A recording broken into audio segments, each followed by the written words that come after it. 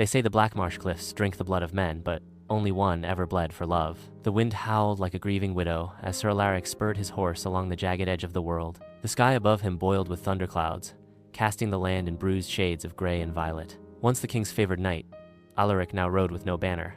His name spat like poison in courtrooms and chapels alike. Betrayed, branded a murderer. He bore exile as a man wears chains silent, but never broken.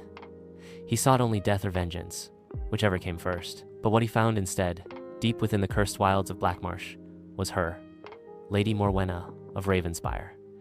They whispered her name like a prayer and a curse. Some said she danced with demons, others said she was one. Cloaked in raven feathers and shadows, she ruled over a decaying tower with a silence more chilling than any scream. But when Alaric collapsed at her doorstep, poisoned and broken from a hunter's ambush, she did not let him die. Her hands, cool and glowing with eldritch light, stitched his torn flesh and drew out the venom. Her voice low, like the last note of a hymn, called him back from the edge. And her eyes saw what even he had forgotten.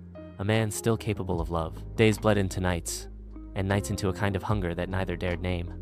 She taught him spells that bent moonlight, showed him how sorrow could harden into strength. In her presence, his guilt unraveled.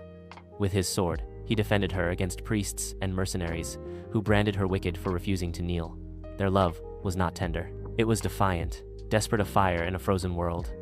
They kissed like wolves, they dreamed like fools. But peace, like magic, always comes with a cost. When the king's inquisitors captured Morwenna, chaining her in irons of silver and salt, they dragged her to the capital to burn an offering to their god and their pride. Alaric followed with vengeance in his veins and madness in his grip. On the day of her execution, he stormed the citadel, a phantom in armor, blade ablaze with stolen sorcery. He cleaved through holy men and false prophets, shouting only her name. At the throne, before fire could touch her, he knelt not to the king, but to her.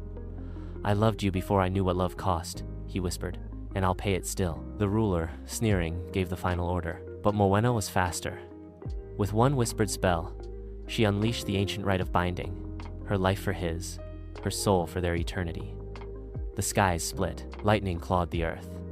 And when the smoke cleared, the world knew silence.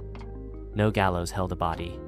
No ashes lay where the witch once stood. Only two shadows stood at the edge of dawn, one in blood-stained armor, one in a gown stitched from night walking hand in hand toward the borderlands where life forgets the living. They say if you go to Blackmarsh during a full moon, you'll see them two lovers dancing on the cliffs.